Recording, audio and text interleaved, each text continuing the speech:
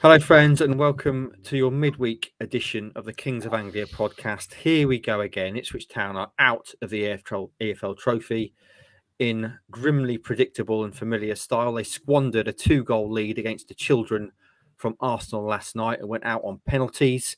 Clearly, we're going to have to break that down in short order. With me today, the two highest of kings, the Dr. Stuart Watson and Hutch Hogan, Andy Warren. Stewie, before we get into the Arsenal game, you tweeted last night there will be no Wembley this season, already writing off the playoff final. Is that your stance? I'll be honest, I hadn't considered that at the time. I was kind of referencing this competition specifically, so apologies there. I guess technically it can still happen in the league, although I think everybody's not feeling that optimistic about that scenario at this moment in time. But no, that was just a reference to this competition. It was that was a real opportunity to go all the way in this competition, and squandered is the word. And feeling pretty downbeat after last night, I have to admit. And that's not just because you got into bed at about 3 a.m. when you sat up writing your Stu Says bit, which is online now, very interesting as ever. Andy Warren, your partner in crime. This show is going to be probably fairly negative, a bit depressing maybe, but I want to start with some positivity, some joy and some fun, because last night, after months of bemoaning and complaining about the lack, quite rightly I might say, about the lack of pizza at Papa John's EFL Trophy games, you were greeted, my friend. I'm not sure if you were greeted or indeed the logistics of how it arrived or how it got there, but you had a pizza at this game, courtesy of friend of the show, number one with a bullet, number one with a pizza in this case, DJ Daryl Jones, all the way from Florida. The man is simply unbelievable. Tell us all about it. Unbelievable scenes. Papa John's are rubbish at making a spectacle of the trophy that they've sponsored. I haven't necessarily been bemoaning my own personal lack of pizza, but just the lack of pizza anywhere to be seen at these games. Could they have a little truck outside games selling pizzas? Could they do competitions at half time for some fans to win pizzas in the stands? But no, absolutely nothing. I haven't seen a pizza in the 2 years that this happened until last night. Stuart was behaving very strangely in the lead up to kickoff. Asked me if I'd had. He said, "Have you had dinner?" And he's like, "No, I haven't had dinner. I'll be relying on a pie on a plate like usual."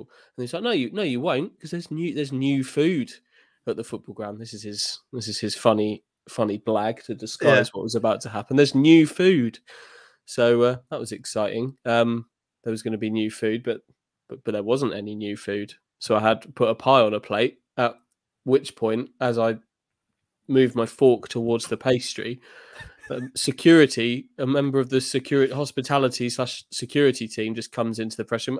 "Andy, there's a pizza for you in reception," which is unusual because I don't work at the football club. It's a bit getting things delivered to the reception of places that you don't work is a bit forward. So I assume I was part of the ruse. I should explain that. Daryl had tipped me the wink about an hour in advance that this was happening.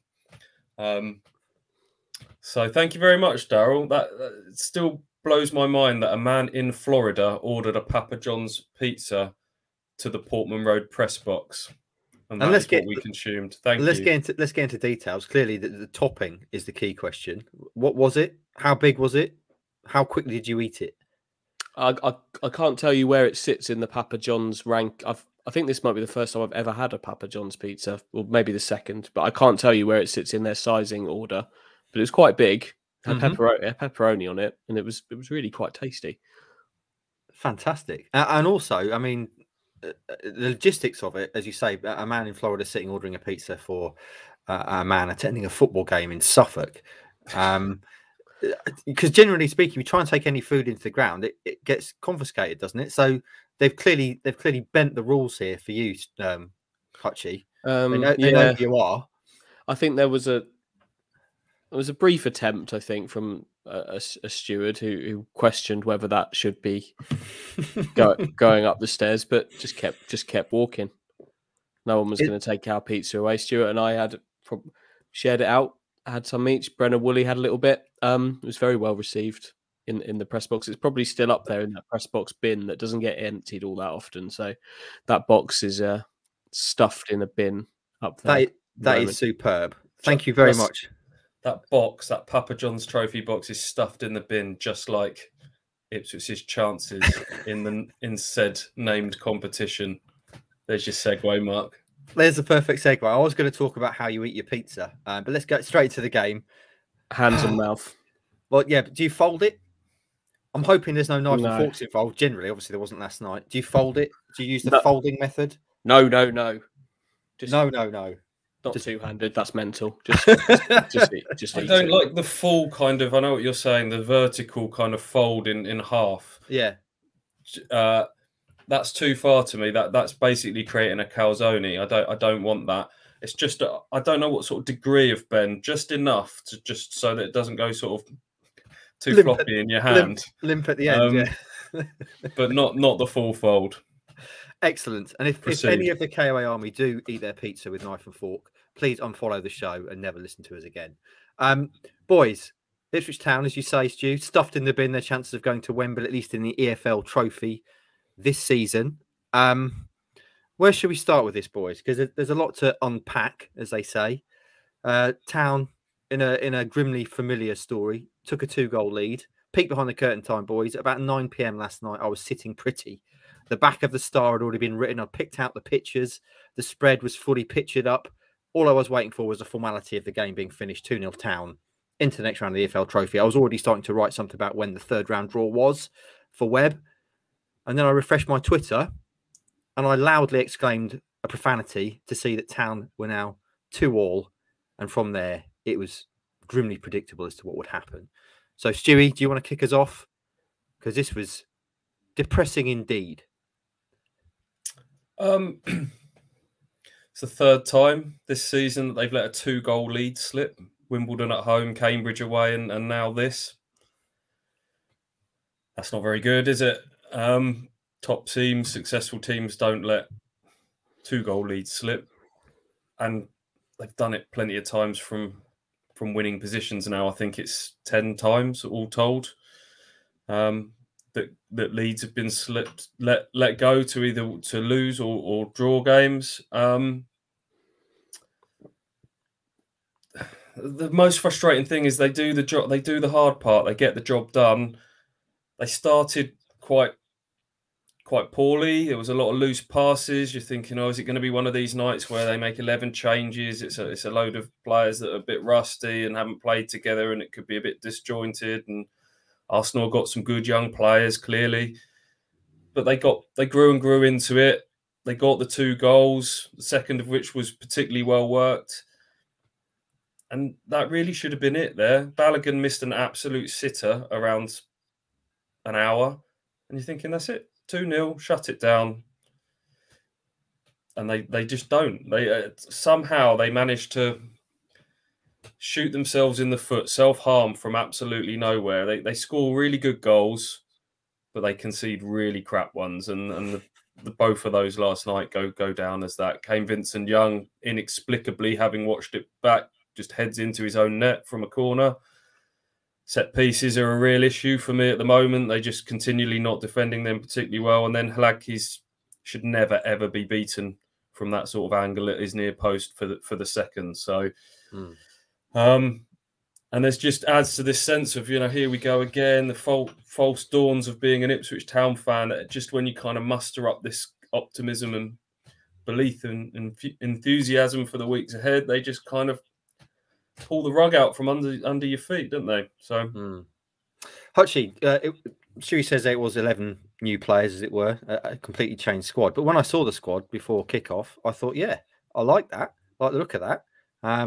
What did you make of it, and what did you make of the game as a whole? So 11 players that can't get in the league team. Yep. So I think we knew to maybe fear that there'd be a bit of ring rust and players looking to get up to speed, but they're all players that form a team that should be capable of beating Arsenal's young players, just like the Ipswich senior side that lost to them last season was. So yeah, there's some players in there I was looking forward to seeing. I was glad Tom Carroll was back. I was looking forward to seeing him and Idris. That looked decent. Obviously, we all want to see Piggott get himself going, so we knew he would play. It was the side largely the side we were expecting, wasn't it? And it was a team that did get the job done against Arsenal and managed to throw it away. Shall we talk about some of the players who did impress you? Because there was one in particular last night, obviously making his return from the frigid cold of the Ipswich Town fringes. Caden Jackson come in and scored 2 goals, which was tremendous stuff. He clearly was the standout name from last night. Anyone else impressed you, Stewie, in terms of putting their hand up for the cup this weekend and the league team even going forward? Yeah. First of all, on Caden, I thought he did well. Clearly, he scored 2 goals. The first one takes a bit of deflection, but he was first on a loose ball and took it on and took the shot. And too often, Ipswich players are guilty of maybe not taking a shot when it's on. So fair play to him for that. And then the second one's a really good striker's goal, even though he was playing on the right, good bit of movement, and a nice finish on the stretch. So Cook kind of called him the shining light of the night or something. I can't remember the phrase, but I wouldn't necessarily say he was I don't know if that's going to be enough to get him in the league fold, if I'm honest, with Sonny Aluko. Obviously, while Burns is out, maybe he's got himself on the bench. Maybe he's thought that maybe he's pushed himself into kind of super sub territory. I don't know. In terms of others, I thought Tom Carroll I thought before he got injured, you could see that you can see his background. You can see he's been a Premier League player. You can see he's got classy moments. He can pick a pass, and lovely little disguise pass to Andy, wasn't it, in the build up to the second goal. Considering that was his first appearance since the end of September, I thought he did well. Idris, thought he was the player who looked like he had the most desire on that football pitch. He was the one that was really sort of tigerish. I thought he pressed high. He got stuck in a little bit. So there were some decent performances in there, and but as a team, it just didn't come together. Hutchie, when Stewie there said he's not sure that Caden's done enough to be considered for the league team, for those not watching on video, I'm not sure if he's going to go out on video because Roscoe is still very much ill in the realms of the unwell. You kind of rolled your eyes and shook your head, kind of saying no. Where do you stand on Caden then? No. What I think he might have done is possibly he might twist Paul Cook's arm to start him in the FA Cup when he might not have done, potentially. But look, I think he's got a significant way to go to get into the league team. Like Stu said, the bench might be an option for him. He's not been making benches, so I don't think. I thought he played quite well actually away from the goals. I think he's getting better at the running patterns that you need from a right sider. I'm not sure the crossing is there for him, but I think he's getting better at maybe in terms of the runs that he makes, being able to hold his runs a bit more. He had some good moments with Vincent Young that I quite liked. They linked up, but I think just by seeing how sporadically he's even making benches in the league, I think it's a long way to go for him for a league start. But you never know. He might have just kind of.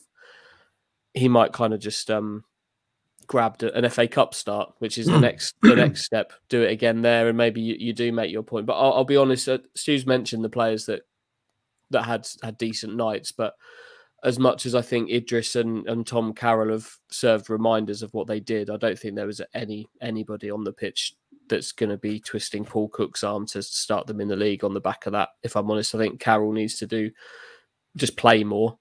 Stu's right. You can see his quality. That disguised pass for Penny to cross for the second goal was brilliant. You can, as Stu said, you can see his class, but he needs to prove his fitness before you chuck him in from a start. Hopefully he'll start in the cup again at the weekend. And I think Idris, given that Scott Fraser dropped in to the midfield at the weekend, and then obviously Evans and Morsey Cook likes and trusts and goes with. I think Idris has got a job to do as well. But Idris is one I really like. I think he's probably surprised Paul Cook with what he's done this year.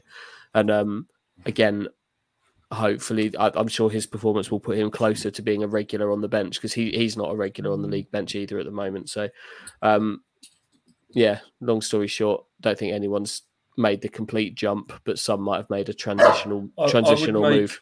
A potential argument for Matt Penny. He wasn't perfect by any stretch. He had a really, really poor start where he gave the ball away cheaply a few times. He's a bit hot and cold, Matt Penny. When he's good, he's very good, and when he's bad, he's awful. But Bailey Clements he's been fine. He's been no better, no worse, but Ipswich need better than fine. I think Bailey Clements does what it says on the tin. You know, he's going to put in a certain mileage on the pitch. He'll get up and down. He's fit. He's all of that. But Matt Penny looks like someone who can supply with the assist. He can have a moment like that, and maybe he did enough last night to, you know, even at the end he was still going on strong. He was the one trying to sort of burst to the byline with a 1-2 in stoppage time at the death. He might have done enough to get himself in this league team. But that all adds up to left back being a little bit of a problem area, doesn't it? That's kind of This is as much to do with where the door is ajar in the league team as to, rather than us saying someone had a 8, 9 out of 10 performance and made themselves, you know, impossible to leave out. Okay. In that case, then, is there anyone who really didn't do themselves any favours last night, who kind of pushed themselves further away from consideration? Clearly, I mean, there's one guy who wasn't even on the bench who you may have expected to see in this game, is Louis Barry. Can we deduce that he is? Oh, he's done, isn't he? You're not getting in the squad for that game last night. He's going back to Aston Villa, and he'll be going elsewhere. There's not a huge amount more to say on him. Rakeem Harper leaves me underwhelmed every time I've seen him play, unfortunately. For somebody who described himself as a beast in pre-season, I'm yet to see evidence of that. For a big, strong boy, I was told he was, you know, someone who could, you know, power out of dangerous scenarios and drag the team up the pitch and all that sort of stuff. I'm not seeing it for him. He has moments of quality, no doubt about it. He had a really lovely left-footed volley that the goalkeeper clawed out the top corner last night. But in terms of his general, the way he sort of affects the game over 90 minutes, I'm not seeing it. I don't think we know what he is. I don't know if he knows what he is, and I don't know if Paul Cook knows what he is. Because he was obviously a nailed-on starter as one of the defensive holders in August, wasn't he? In the first half of September, and now we're scratching our heads over what he is. That isn't a great position to be in, not knowing what your role is in a Paul Cook team where it's about knowing your role and doing your job. It's a bit kind of New England's Patriotsy. In a Paul Cook system, everyone has their function and you do your job, and I'm not sure they know what Rakeem's is. Others, I would Cameron Burgess. He can head it away. There was a nice little sort of long-legged block in the box at one stage, but he worries me at times. If you get him on the turn, he looks awkward, doesn't he? You know, if somebody gets sort of in behind him on the turn, he's always got one of these like rugby-esque sort of desperate tackles on someone because he knows pace-wise he's not going to be able to keep up with them. Still yet to be convinced by him, if I'm honest. Okay. Shall we move on to talk about Cook after the game? Before we get to that, actually, is there anything that Cook could have done for you during the game? Because clearly there's a lot of focus after the game as to he's been criticised quite a lot, hasn't he, for substitutions and not being tactically flexible this season. Was there anything that for you he could have done during the game as it started to get away from Town? You say to you they should have closed the game down. Is there anything for you, Hutchie, that Cook could have done to divert what was happening on the pitch? Well, The substitutions were relatively late, weren't they? They were after 70 minutes. A load of senior first team league players coming off the bench, but not possibly. But the team that was on the pitch was good enough to do the job that Stu said there, to close. They had won the game. They put themselves two goals up against an Arsenal under-21 team. They had done what they needed to do. They were 2-0 up, and it's not necessarily about changes for me. When people talk about the timing of substitutions, it's not like a case of, oh, we should have brought on an extra defender or we should have changed the formation. It's a mindset of the players. It's a mode that you kind of switch to, where you just, it's not necessarily about changing, but just an element of focus, just keeping your shape, being disciplined, just keeping the ball, not necessarily taking as many risks, just slowing the game down, just making it your game. And I don't know, they don't seem to be able to kind of fall into that mindset. Well, I think last night the problem they gave themselves is they gave Arsenal kind of the room to play. They stood off them, and that goes to what you've just said, Stuart. If you're 2-0 up, you still need to be on it. Like you have done enough to win the game, but you still have to win the game, and you can't, particularly with these young sides who love to have the ball, and they love to have room to use the ball, and they love to shift it around quite quickly, and they gave them the opportunity to do that. There was some counter attack. They were stretching the defence, pulling it around all over the place. The midfield. I could maybe I think Carroll may be tired a little bit. I don't know if he could have, if that, understandably after so long out, you could potentially have made a change there, just so there's that bit more energy in the midfield. But really, by the time that became apparent, the goals had gone in, and once the Arsenal goals had gone in, Ipswich went about their task again. After that, Joe Pigott had his most lively 10 minutes of the game. With the final 10 minutes, he had a header over. He had a shot from outside the box that was well saved by the goalkeeper, and then he had the ball in the net in the final couple of minutes. But the flag was up for offside, so they got back on it again once the damage had been done. But they allowed that damage to be done, and then ultimately you're in a penalty lottery at that point, and it doesn't matter if you're a young team or an experienced team at that point. Anyone that was on that pitch is capable of winning and scoring in a penalty shootout. So I thought Selena's penalty kind of summed up a shorthand for Ipswich's inconsistencies at the minute. Like 3 days on from scoring one of the best goals we've ever seen at Portman Road, he produces that penalty, just fluffed it. I don't know if he changed his mind in the run-up. When he steps up, you're thinking, is he going to do a Panenka? Is he going to do something? And I don't know if he almost had something like that in his mind, or he changed his mind in the run-up, but it was just a powder puff effort down the middle, really, wasn't it? One of those ones where the goalkeeper didn't really have to move. And it's kind of where Ipswich are at the moment. Is, someone like Carl Edwards can do all sorts of brilliant stuff. I thought, but hasn't got the end product still. That was the same story again for him last night. There's lots of good, but just not quite the finishing part. There's something just missing, isn't there? I hate those penalties. I really do. Like, yes, he scored one against Colchester and they look great, but Bersant Celina is also capable of beating a goalkeeper properly from 12 yards, and you don't risk making yourself look a fool like that. Just put the ball in the net, find the corner.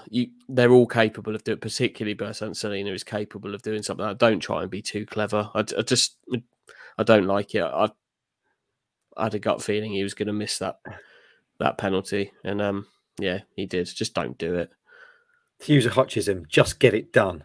Whack it into the net. Right, boys, obviously we're going to have to talk about Paul Cook for a bit in short order, but before we do, it sits slightly uncomfortable with me that the manager is frequently the focus of ire after losses, whatever they are. We have spoken about this before, but the players get away a little bit scot-free, don't they? I mean, you could never legislate last night. Well, Paul Cook was asked that in his post-match interview about with the nature of the goals being individual errors, must must leave you so frustrated as a manager, because there's nothing you can do about that on the touchline. And he said after one of the goals went in, someone in the crowd immediately shouted something at him, and he turned around and said, "How about shouting at the players?"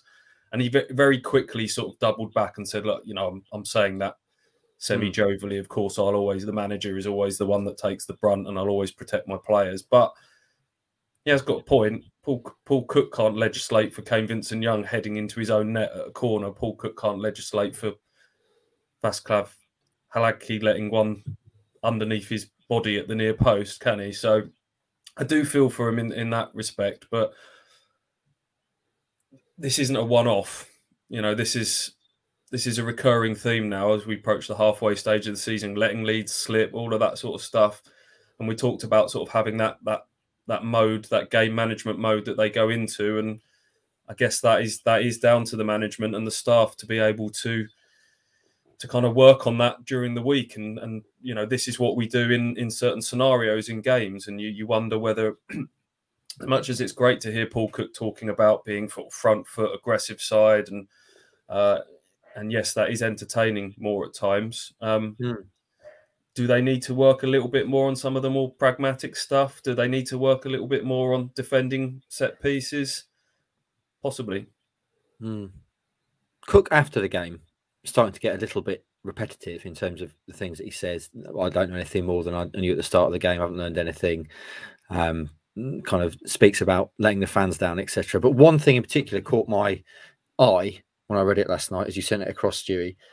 Until we change the individuals, then the individual errors won't change.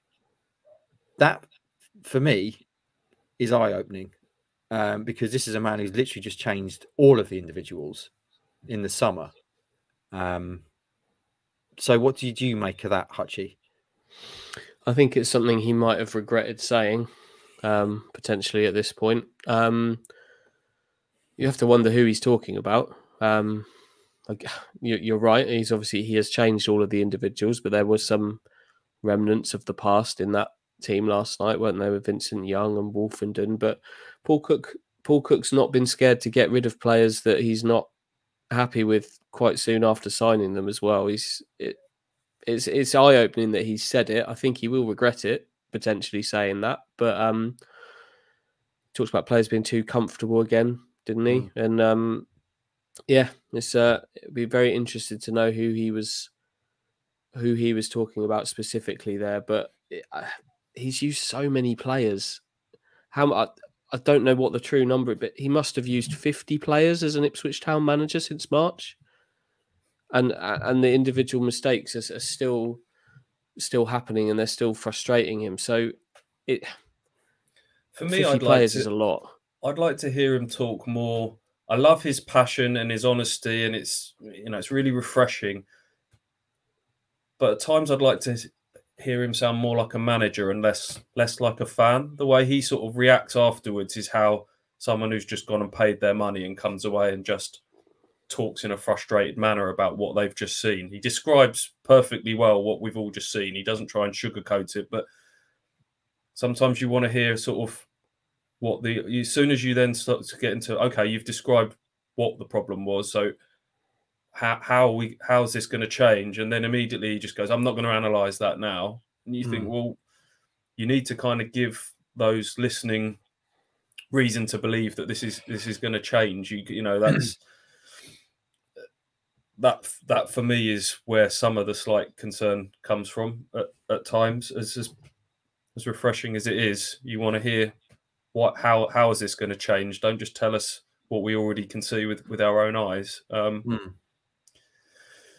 But yeah, I mean, he signed 19 players in the summer, and as Andy says, who's he talking about here? Are we going to get Demolition Man .2? At some stage, you can't keep looking for answers externally. The job of a manager, of a coach, is to improve the players that you've got, to get a tune out of what you've got.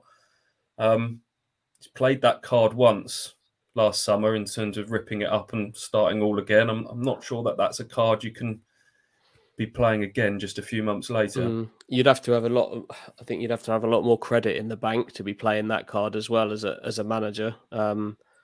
I'm not sure that going to the board, that Mark Ashton and the board, and saying that that's what you want to do again is, I'm not sure he's in a position to do that. But I'm sure there will be tweaks and changes to the squad in January. I guess we have to, on this specific occasion, he's talking about his, let's call him his second string. But I'm not sure he's that entirely taken by his first string either. So it's yeah, we shall see. Yeah, and the other quote, obviously, that I think probably people have seen as well: personnel around the club might feel they are safe sometimes, but that's not how it works at big clubs. Stewie, before we move on, is he just too rigid? We've spoken before about not having the right pieces, maybe, for what he wants to do. He doesn't have the flying fullbacks at the moment, which has a knock-on effect to everything else that he wants to do. We know he loves this 4-2-3-1. I don't want to get too much into formation, but is he just too rigid, do you think, at times? Should he be trying, just period, when he doesn't have those fullbacks that he needs for that system? Should he be trying other things? Should he be saying, okay, I haven't got the kind of ingredients for that recipe, but I maybe have ingredients for something else which might be quite tasty in the meantime, you know, that kind of thing? Possibly, but I don't know. If you then said what is that alternative at the moment, you'd probably you could go, okay, 3 at the back. Burgess has played in a back 3. Danassian could play in a back 3. You've got centre back options, but then I'd then say, well, what are your wide options? If you know, who are your wing back options? I still don't know if you've got the answer there. For me, the crux of this is, if you wanted me to put my finger on the one thing that's holding them back at the minute, it's the fullback issue. Everything about Paul Cook football is based around marauding fullbacks. We know that. They've got the flair players at the front end of the pitch, but they're just kind of relying on them to produce moments of magic, like Selena last weekend. But for it to be a fully functional team that's able to kind of apply sustained pressure and in games and be knocking on the door, and I'm not sure the fullbacks are there at the moment. I don't know how Ipswich, with the greatest respect, have got to such a crucial stage in the season recently and have ended up with Bailey Clements playing there. I'm sure Bailey Clements is a lovely young man. He's worked really hard, but he's 21 years old and has been kind of playing in the 23s for a number of years. Realistically, if he was the long-term answer for Ipswich, I think he would have emerged by now. I mean, obviously, they couldn't have legislated for Coulson to have the injuries he would have done. Kane Vincent-Young hasn't been able to get to his pre-injury levels. The hope was obviously there. I think they obviously did have a sniff around right backs leading up to the end of that transfer window. Obviously, we've seen Danny Cowley quotes about Marlon Romeo on transfer deadline day. So that will be the area of the squad that I think they'll look to improve, both left back and right back in January, if I'm honest. And I think that, you know, that could change the whole dynamic of things if they get those 2 pieces correct. It's the left back that worries me the most. The right side, I think, works when Burns is in the team. I think Burns and Danassian's a really good partnership. I'm not sure, as well as Aluko's played, I'm not sure he helps Danassian, who we know needs a bit of help himself to be that right back. But I think the Burns-Danassian partnership works on that side. But obviously Burns is injured, so that hasn't been able to happen. So I think when that's not there, that falls down a little bit. But left back's the big issue. You talk about partnerships, and Cook talked about partnership. We need to see partnerships develop, and partnerships always sort of develop in front of your eyes in my teams. How many have we seen now? Halfway stage coming, would you say, is a really nailed on partnership? Like you say, Burns and Danassian was becoming one. Burns to Bonn was becoming a bit of a go-to move for Ipswich. But beyond that, there's not a striker and a number 10 that are really on the same wavelength. Yeah, Morsey I think that's the problem. Yeah. That's the problem with the partnerships. That doesn't exist in that area of the pitch. Morsey and Evans is kind of a pre-pack, buy one get one free like partnership bought in. I still think they're doing their job that Cook wants them to do, but just not in the team that's functioning the way it's supposed to. Toto and George Edmondson, I think, is becoming a bit of a partnership, just maybe by weight of games, but I think you're right. Beyond that, there's no left-sided partnership because that position has changed so many times. There's no partnerships whatsoever within that three behind Bonn, aside from Burns, because it changes so often. We've seen Chaplin. I think Chaplin and Bonn is probably the closest, I would say, to something that's clicked in the 10 and striker positions, but that's not happened on a regular enough basis. It is still a work in progress, isn't it? But you'd have expected the work to be further down the line and a few less cones out than there are now. I mean, this all comes back to identity, doesn't it? And that kind of thing we've talked about a lot. I was looking this morning, League One table, December the 2nd, 2020. So a year ago today, Town were 5th. They'd played 15 games. They had 26 points. They'd won 8 of those games. As we sit here today, December the 2nd, 2020, Town are 11th. They've played 20 games. They've got 27 points. And they've won 7 of those 20 games. And I keep coming back to I believe in life, you are what you repeatedly do. And Town repeatedly, unfortunately, they squander leads, they lose big games, and they crumble under pressure, which is something that has been happening for the last few seasons. They follow up good performances with poor ones. That's a repeated theme. If you go back through the results this season, in terms of what comes after a win, okay, Lincoln, when they finally got that first win, they followed it up with the late draw against Sheffield Wednesday, so we can kind of discount that. But the 6-0 against Doncaster was followed up with an awful performance at Accrington. They beat Shrewsbury at home and then squandered a 2-goal lead at Cambridge. They got the last-minute winner against Fleetwood and then went and lost at Plymouth, albeit with an okay performance. After the Wycombe 4-1, was the really flat cup game against Oldham. After Crewe, after Crewe last weekend, we got that last night. So there's just this sense now with Ipswich, and this goes back quite a long way, that it's one step forward followed by 2 steps back, and it breaks your spirit after a while. And that is the stage we're at, I think, with fans. And Paul Cook and all the hierarchy at Ipswich need to understand this isn't just about the frustrations of this season. I keep saying it, this is so deep rooted in all of us that have followed this football club over the last decade or so, that it's just, as Andy has said before, there's no reference point for optimism, is there? There's just like every setback feels like, here we go again. This is Ipswich. It's always a false dawn. There's always a disappointment around the corner, and it's up to the club to change that narrative. And they're not at the moment. They're kind of adding to it. So I guess Cook as a manager will be frustrated to kind of think, well, you've got to give me time. We had a decent run recently where they were getting 2 points a game quite consistently, and great results at Portsmouth and Wycombe, but we need to see it consistently to truly deeply believe that things are turning a corner. And that is why everyone will be feeling sort of so twitchy at the moment. It's just not happening, is it? And when is it going to happen? I'd say the reference point for optimism that does exist at the moment is Cook's track record, but that's fading. I think in terms of reaching for a kind of an optimism, if you want to be an optimist, you look at Cook's previous track record of promotions everywhere he's been and big turnarounds and how that's worked. But that can only last for so long. And I would say that's fading, if not faded. And I think that's only fair as well. You've been in the job coming up for what, 9 months? 9 months now. That's enough time to be judged on where you're at right now. When you talk about Paul Cook, maybe did he need to be more flexible, a plan B, etc. You have to realise that he has won 3 league titles, not just promotions, 3 league titles at 3 different clubs, playing this exact way.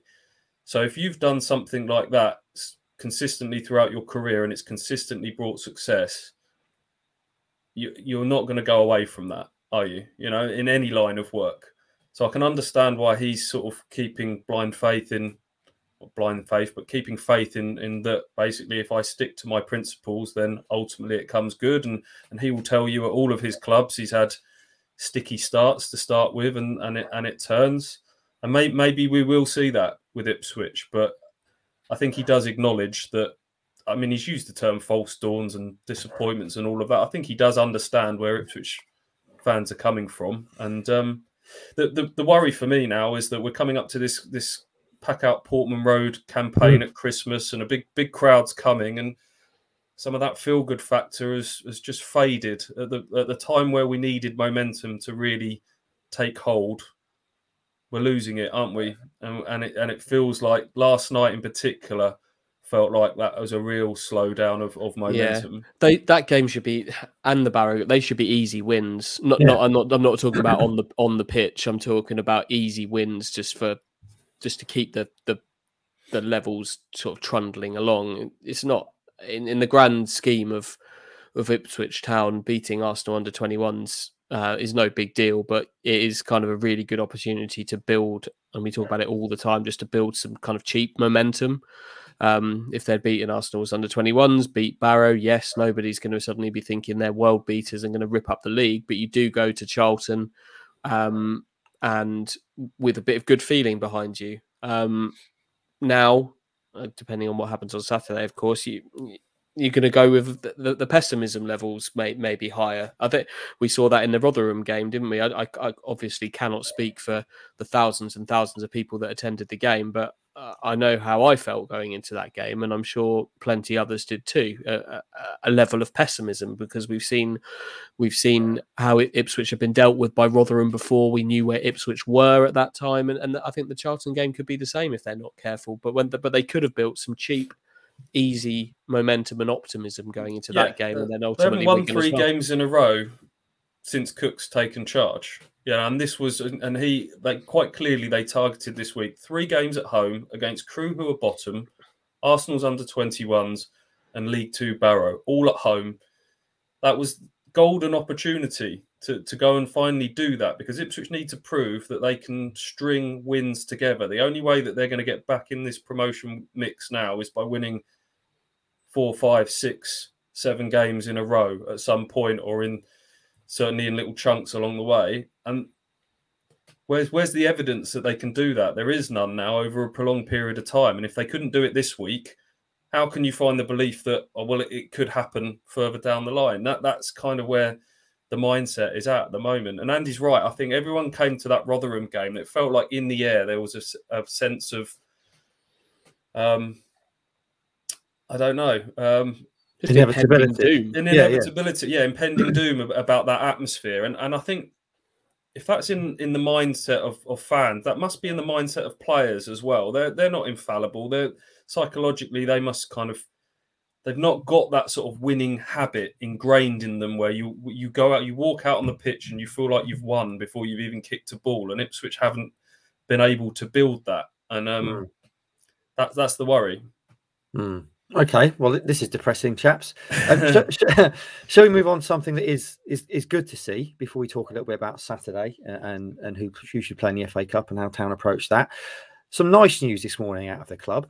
A legend, a familiar face, someone we're very pleased to see back at the club. John McGreal, Hutchie, is back at Ipswich Town. Do you want to tell us a little bit about this and how you feel about it? Yep, he's back at Ipswich Town. We know he's been around. He's watched training a fair amount. We see him. I would say he's been at the vast majority of Ipswich's home games this year. So he's been around, but he's back at the club, working with the club's sort of the higher levels of their academy, working with the 23s and across the academy, working on player development and some individual training as well. Clearly a good coach. He's been a manager in the EFL, had 5 years at Colchester, the briefest of spells at Swindon, which he probably won't be talking about particularly quickly. Didn't manage a single game there, but worked with a lot of young players at Colchester. During that time, they've obviously changed course since, but young players, advanced them, made the playoffs with them, and having someone of that experience around can only be beneficial. I would say it's the appointments just keep on coming within the sort of the background structure of the club, but this to me seems like a decent one. Stuart, any thoughts on McGreal? Just nice to see, isn't it, having someone like that around the club? Yeah, I'm intrigued by the job title, the fact he's kind of assistant to Kieran Dyer with the under-23s, with a kind of an overarching player development in the academy role.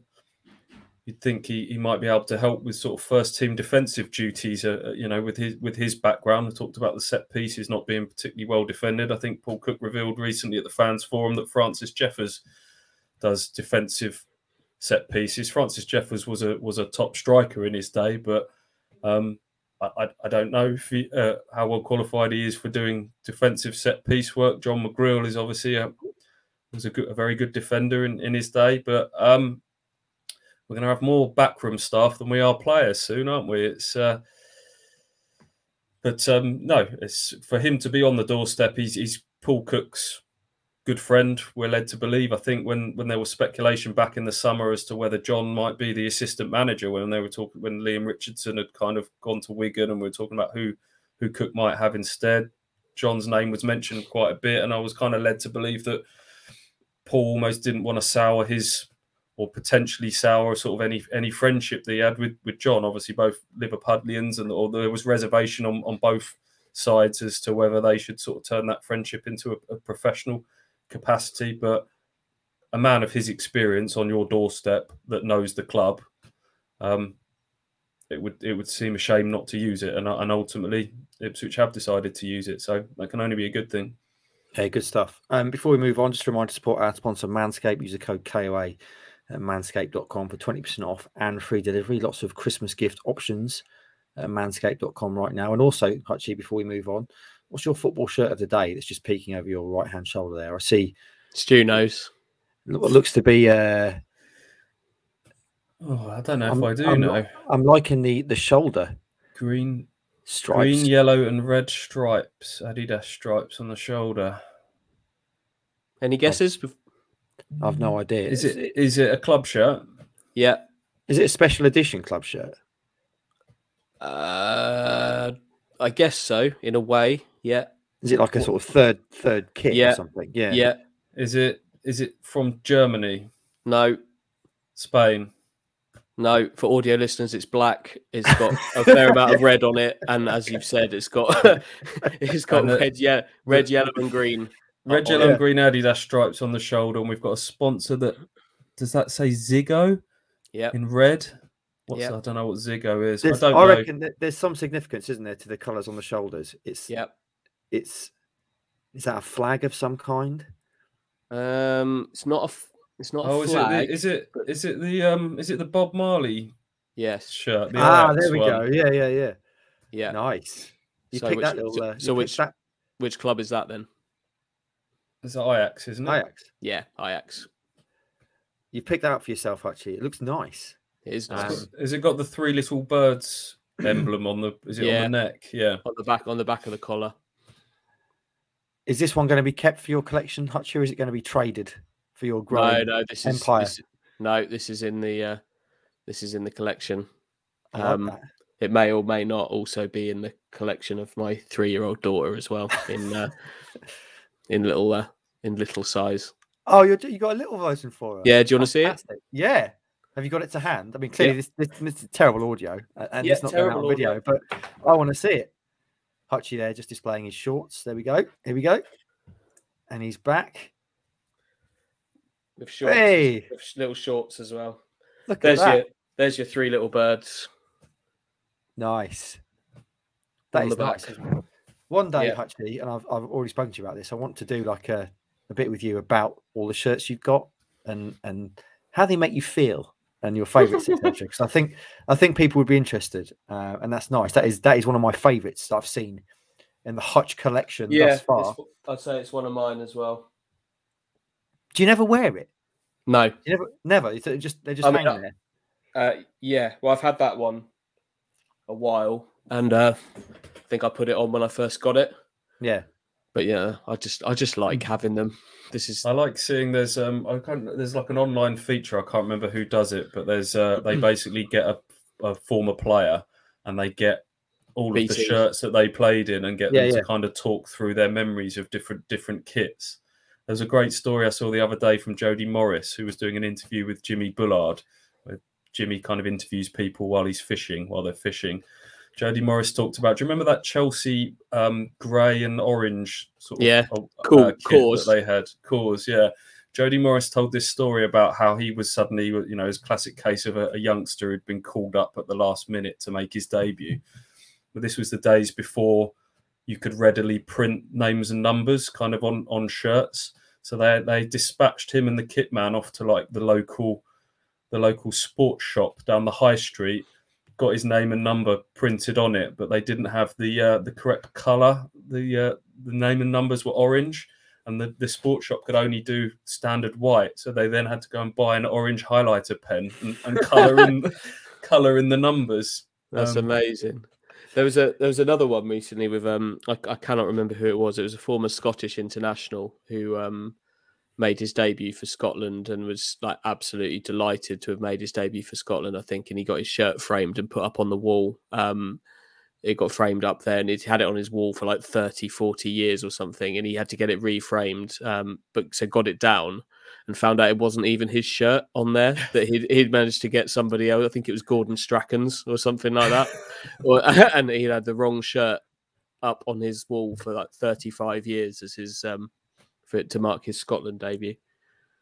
Have you ever worn that shirt, Hutchie, and listened to some Bob Marley? Yeah. You have? Outstanding. Yeah. What's the link? I mean, I know Bob Marley loved football. He was a good player as well, wasn't he? What's the link with him and it's just I think it's just a cultural thing. I think they've kind of adopted it quite heavily. They play Three Little Birds. I know Ipswich did it for a brief period, but like Ajax really do it. Like it's really part of their culture. If you've been to Amsterdam, you might know why. But yeah, there's a lot of that's very heavily ingrained in the culture of in the culture of the club. Okay, fantastic. Right then, from Bob Marley to the FA Cup second round, Barrow at home, boys. This is a game again. This is a big game for Ipswich Town, and it sounds crazy to be saying a game against Barrow, who are really struggling in League Two, and the FA Cup is a big game, but it is. So we know in the first round against Oldham, Cook went full strength. Put out essentially his league side for that game, and that didn't really work out. But if you're Paul Cook, what are you doing for this one, Stewie? He's got to go strong again, hasn't he? I suppose you've got Charlton away on the horizon on Tuesday night with 3,000 plus fans going there. That's a bigger game than Barrow, but it's chicken and egg, isn't it? You've got to get that win to kind of get the feel good factor going into that one. Mix and match. I think it will probably be the core of his sort of first team, with maybe some of the ones that put their hand up from Tuesday night, given another sort of audition chance to maybe prove a second time that they should be in that team for Charlton. What do you reckon, Andy? I'd be going as full as I possibly could, but that would include some of the changes we've talked about. Would include Penny have another go at left back probably. I'd be tempted to play Idris with Morsey in the middle there for the energy. I know Idris in theory has kind of played the Morsey role in these teams nominally, but I think they could operate together. I'd like to see that. They would be the two. If I'd like to think that again, we don't get. There's not much clarity on this. I'd like to think that Wes Burns isn't too far away from an involvement again in this, and I'd like to get him back on the pitch. But I'd be Does going. Piggott get another go?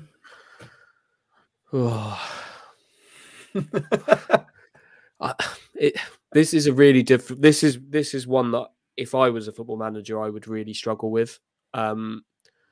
Joe Piggott deserves to have played more football than he has. Again, you've talked chicken and egg a minute ago, Stu. I think Joe Piggott's probably the ultimate chicken and egg. How can you expect Joe Piggott to hit the heights and hit top form if you're not giving him the games and the minutes? But if he doesn't do it for you in those games and in those minutes, how many more can you give him? You're at a stage where you want to get Macaulay Bond scoring goals again. I'd be tempted to go Does with Macaulay Bond. Bond start against Charlton? The answer, yes, I think, is still yes. So do you want to try and give Macaulay Bond a chance to get a goal into himself on Saturday to go into that game of confidence? Yes. So think we've probably answered the question there, haven't we? As much as I really feel for Joe Pigott at the moment, he cut a frustrated figure last night. I don't think I realised at the time that I think the goalkeeper got a good hand on, or got a slight touch onto his penalty to turn it onto the post. And as Andy said, he finished really well. I thought he worked really hard. But, you know, you want to get Macaulay Bonne back in form, don't you?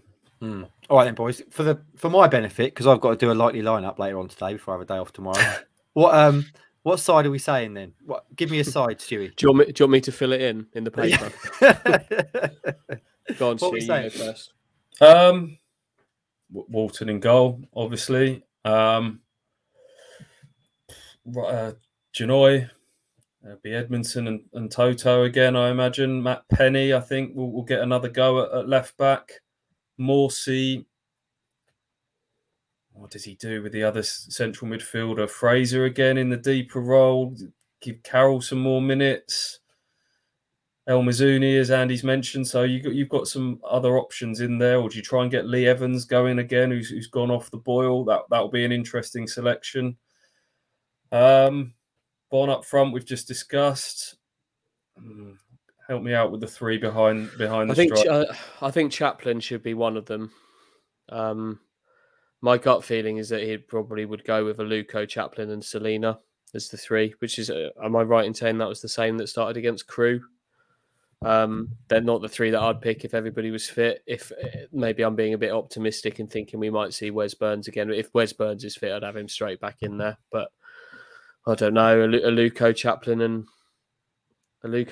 and Selena, maybe a bit harsh on Fraser. Maybe you give Idris this game next to Morsey to see what you evaluate those two ahead of Charlton.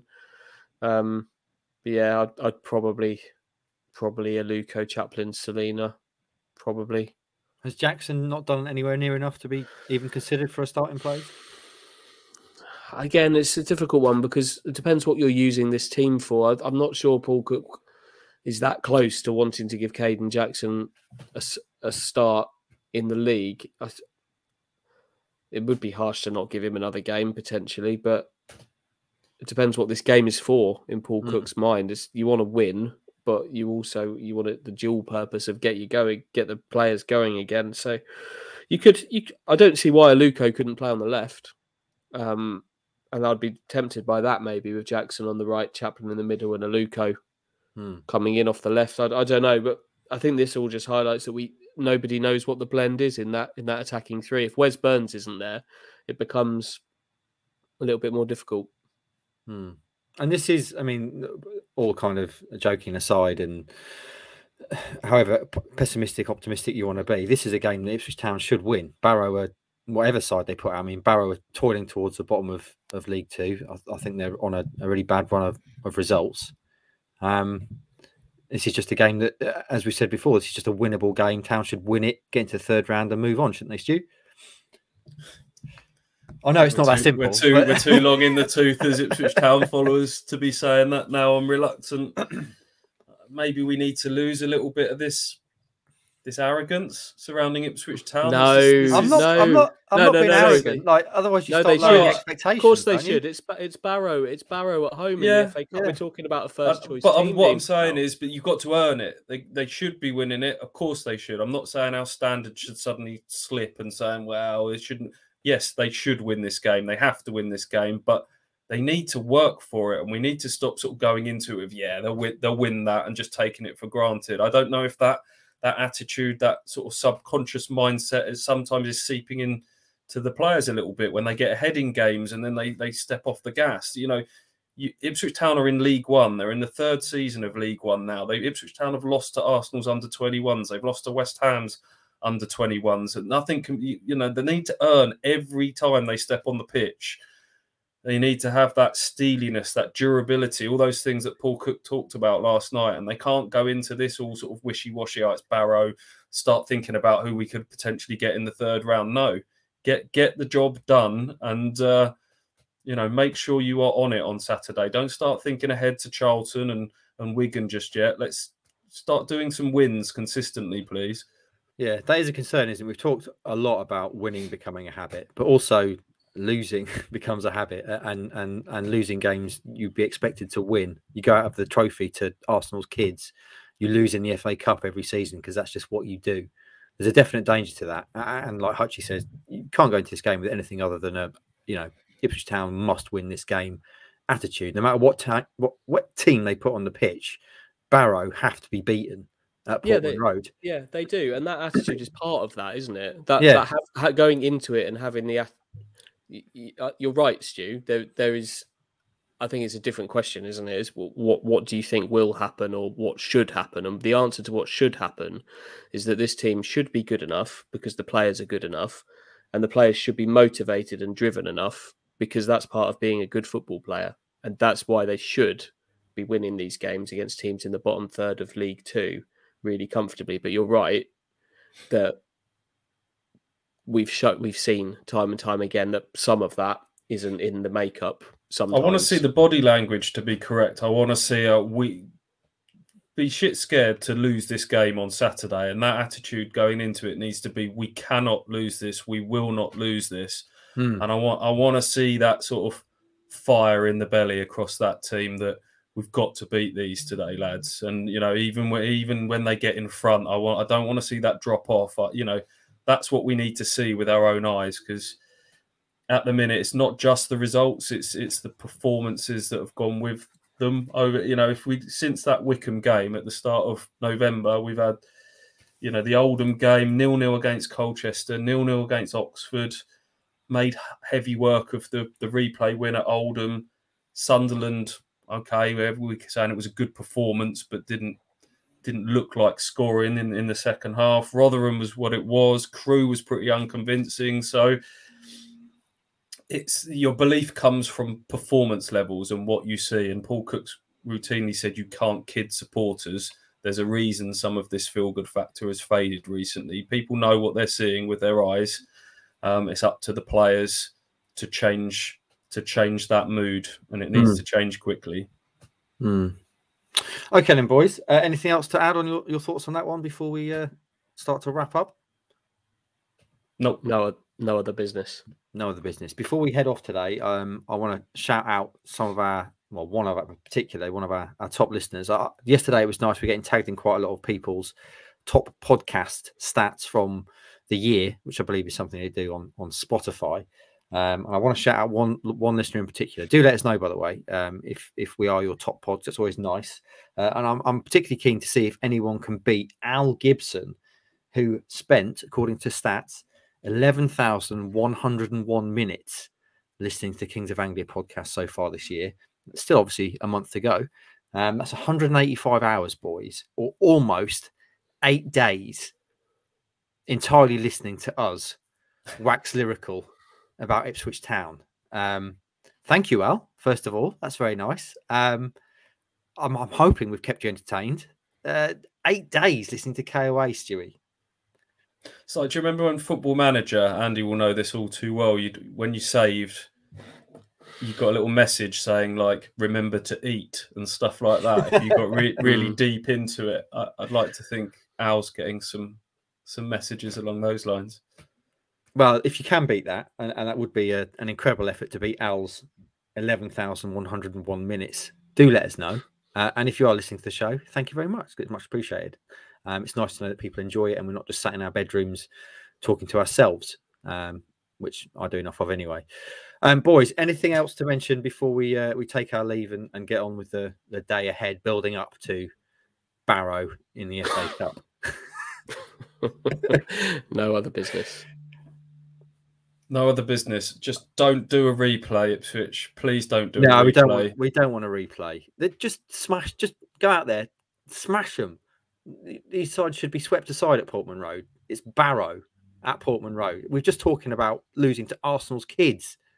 In 1978, Town beat Arsenal to win the FA Cup, the full Arsenal side. Now we're talking about them losing to kids. It's only 10 years ago that we had the Priskin game and beating them in the semi-final of the League Cup. So these are all little, just when you kind of think that there's not sort of another little sobering reminders of where Ipswich Town are at as a football club. But it was last night was certainly one of those. But we go again. I'm On over to it. the next one. I'm ready. I'm ready for Town just to start winning now, boys. So I'm sure everyone else is that listens to this. So fingers crossed they can do this weekend. Just a reminder before we go, support our sponsor Manscaped, manscaped.com. Use the code KOA for 20% off and free delivery, as if I've not mentioned that enough. And also follow us across our social medias, Twitter, Instagram, Facebook, and YouTube. I've not been drinking, honest. I know it's December.